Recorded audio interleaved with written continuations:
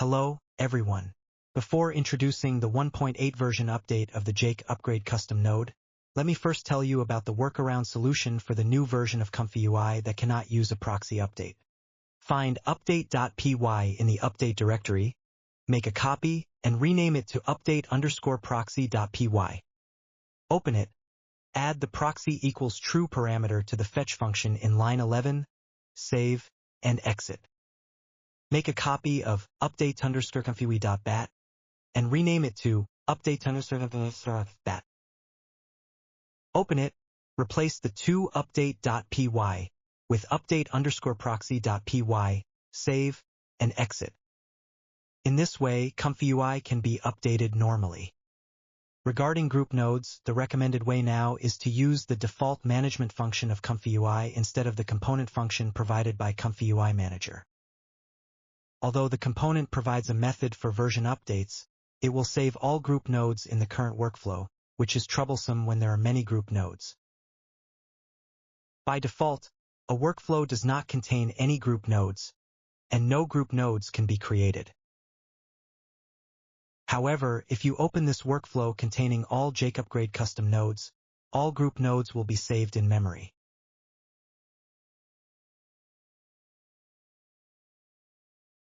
Open an empty workflow. There is no group node in the file, but the group nodes just loaded appear in the node list. In the group node management, you can see that this group node has been saved in the workflow. However, ComfyUI does not provide a good solution for updating group nodes. In contrast, ComfyUI Manager's component function will load the new version of the group node and replace the old one. Just select the old node and click Fix Node, or recreate it. For example, if I want to update this Flux group node in the workflow, I must first delete it. Note that the new version of the group node with the same name in memory will also be deleted. The workflow containing the new version group node must be reopened for loading.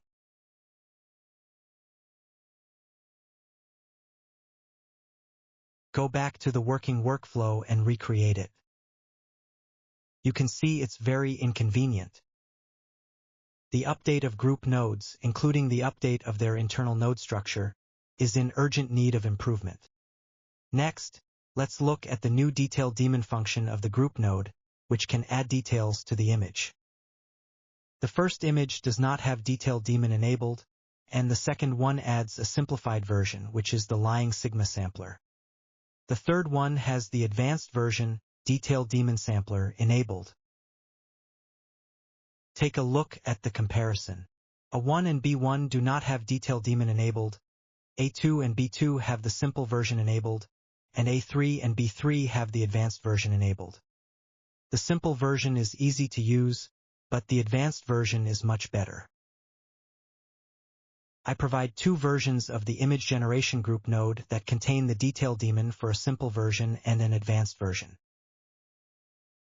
The graph sigma node can help us understand numerous parameters in the advanced version. Turn on Q on change to adjust the parameters and you can see the visualized waveform.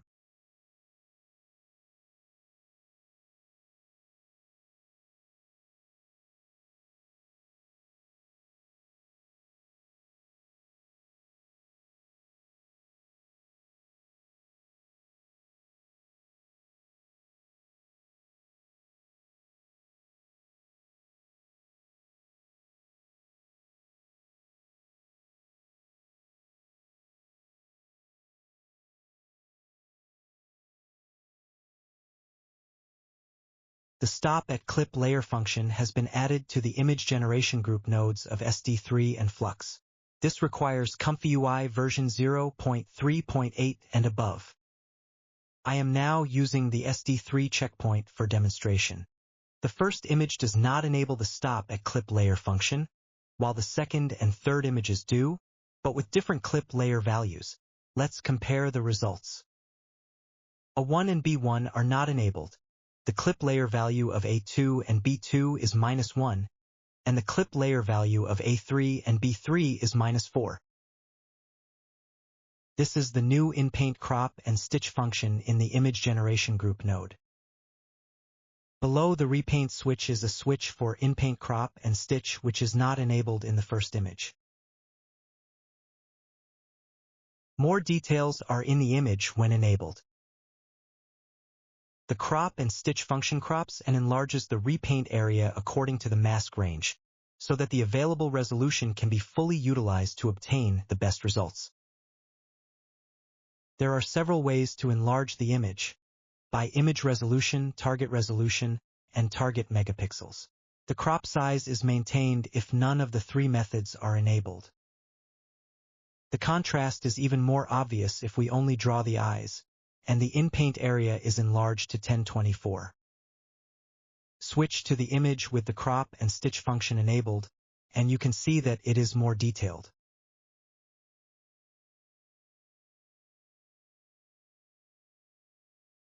If you are familiar with A1111, you might know that the ControlNet has an effective region mask function. To put it simply, ControlNet only works within the mask range. Just like this image, the other areas still follow the original prompts. In this update, I integrated this functionality into the ControlNet Apply node. I used the same depth map and the same mask. What's different is that I also combined the depth map and the mask into one image. By default, the effective mask is off and ControlNet affects the entire image. We can use the conditioning set mask and conditioning combined to simulate this result. The mask and the inverted mask limit the ControlNet and the non-ControlNet conditioning. The latest ControlNet Apply nodes integrate this functionality, as long as you add the mask link. It will also work if I don't link the mask, but the ControlNet image contains alpha. The Control Stack Apply node also includes this functionality. Please note that the alpha in the ControlNet image will be used first. The mask linked to the ControlNet Apply node will be used if the image does not contain alpha. This is the new ControlNet Stack node. I've stripped out the functionality of loading ControlNet, because this stack node is dynamic. The ControlNet model will not be reloaded due to changes in its parameters.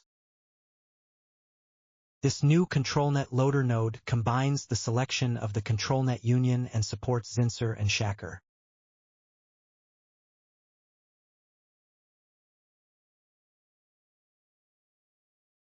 The most important thing is the addition of the None mode.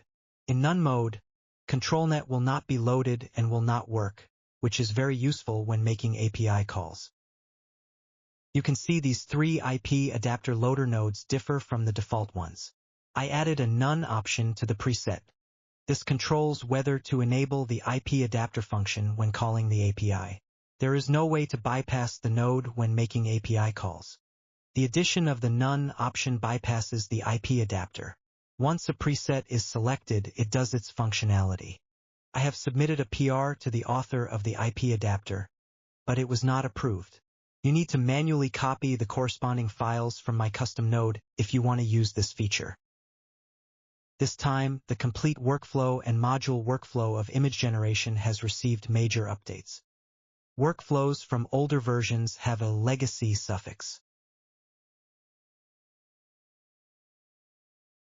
Because of the use of group nodes, the new version of the workflow is easier to read and use than the previous version.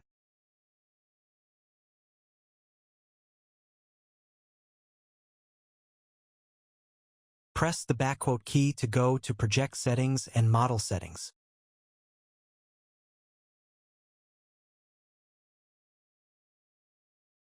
Press the number 1 key to switch to the Automatic and Enhanced Prompt sections.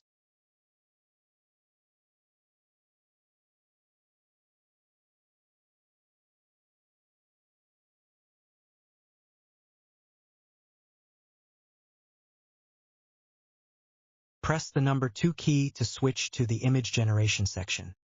The pipe version of the Image Generation group node is used here. Press the number 3 key to switch to the LoRa, Advanced Model and ControlNet sections.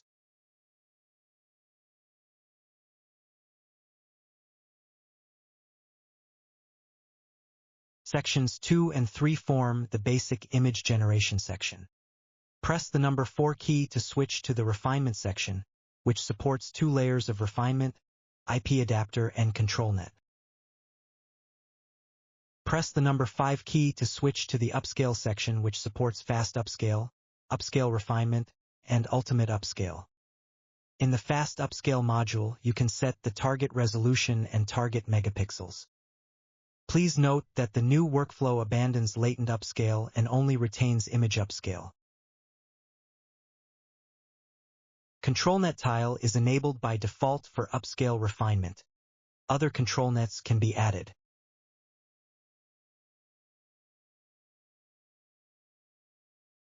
Press the number 6 key to switch to the detail module.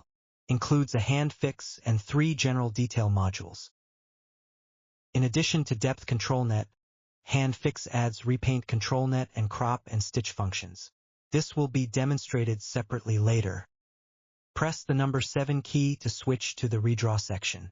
The image generation group node is also used here. By default, 2 repainting modes are provided, latent and checkpoint. Latent repainting can also be combined with ControlNet repainting. Let's focus on the handfix workflow. Here you can choose which model to use for the fix. Different models have corresponding parameter settings, including the ControlNet stack. Compared with the old version, the ControlNet repainting, crop and stitch functions have been added, which can cut out the handle range and enlarge to repaint. The fixed results of the SDXL model are already good. There is a problem with the blending at the bottom. Increase the repaint dilation and try again. After expanding the scope, the image blending is perfect. SD3 and Flux can get more details than SDXL, but the efficiency will be lower. Note that the strength of ControlNet is different. SD3 should be set to around 0.3, and Flux should be set to around 0.5. When using handfix, be careful to use the ControlNet effective mask if ControlNet repaint is enabled. As I wrote here, when ControlNet repaint is enabled, especially when Inpaint crop and stitch is enabled, turn off the ControlNet effective mask. Let's compare the results. After enabling crop and stitch, there are a lot more details, but if the ControlNet effective mask is enabled, the result is poor.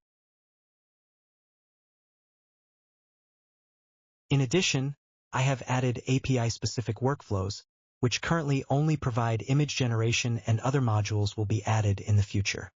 We open the SD3 workflow, which looks similar to the complete workflow, including image generation, refinement, and repainting, but without upscale and detailer modules. ControlNet controls are slightly more complex and can be used with Inpaint crop and stitch. The exported workflow for API calls is stored in the dev subdirectory. Please note that you should not open it with ComfyUI or any text or code editing software. Corresponding parameter list files are also provided in the same directory. I am also the author of UEMAR's master material and currently using this API workflow to develop an Unreal UI, which I expect will be available to everyone soon. Many new tools have also been added to the Krita workflows. In addition to the complete image generation workflows, there are also various module workflows and SAI API workflows. I have another tutorial that explains how to use Krita's workflow. I've put the link in the description. In Krita, you can easily switch between various workflows. I won't go into details here.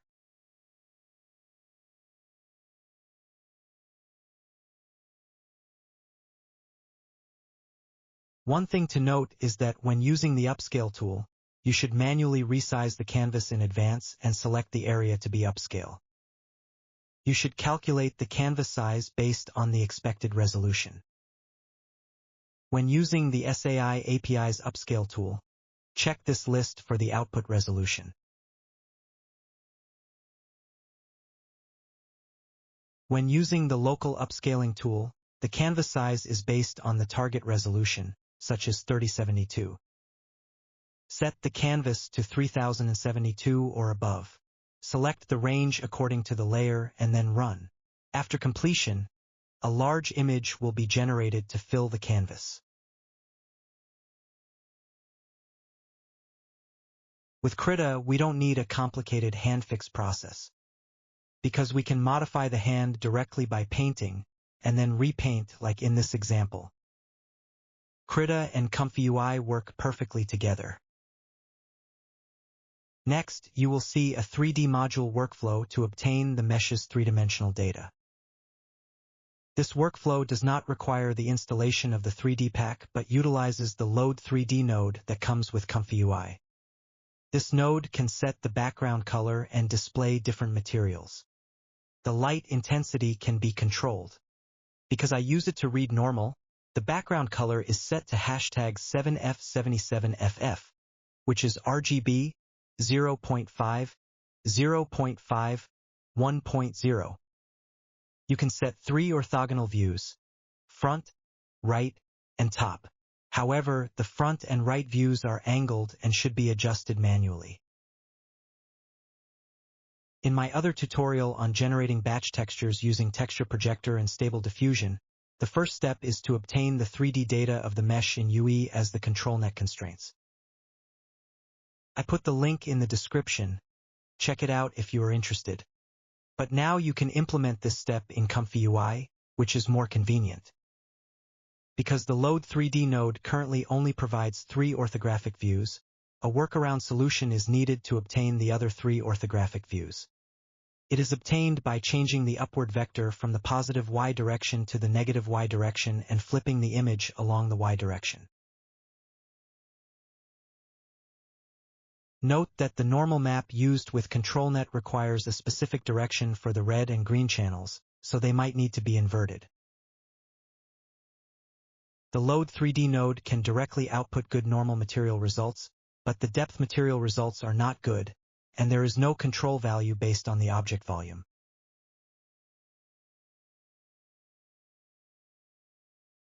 So now we can only use depth anything for two-dimensional analysis, but the result is not accurate. I have raised these opinions, including the angle snapping for camera rotation, to the author of Load 3D, and I hope they can be included in the next version. Then I merged the 6 orthogonal views normal, depth, and contour data into one image, resulting in 3 3x2 image grids.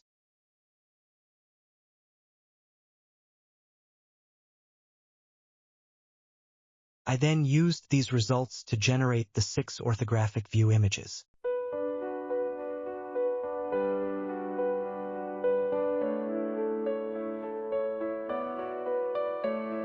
Whispers in the night, stars that lose their light, silent winds they blow,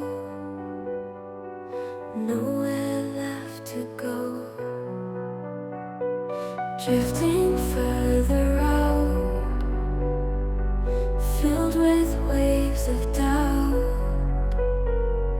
echoes of your name, everything feels the same. Lost in the clouds, no way to come down. In the sea of dreams, nothing's what it seems. Floating in the mist, days that don't exist, shadows fade away,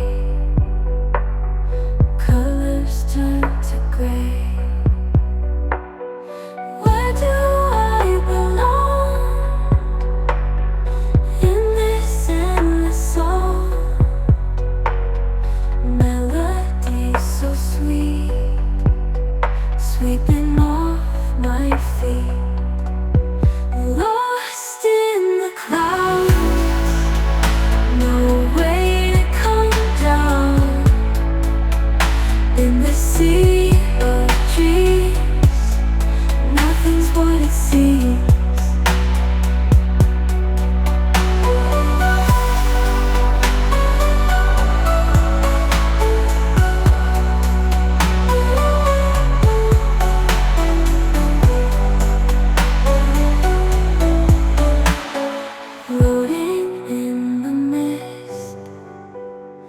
days that don't exist.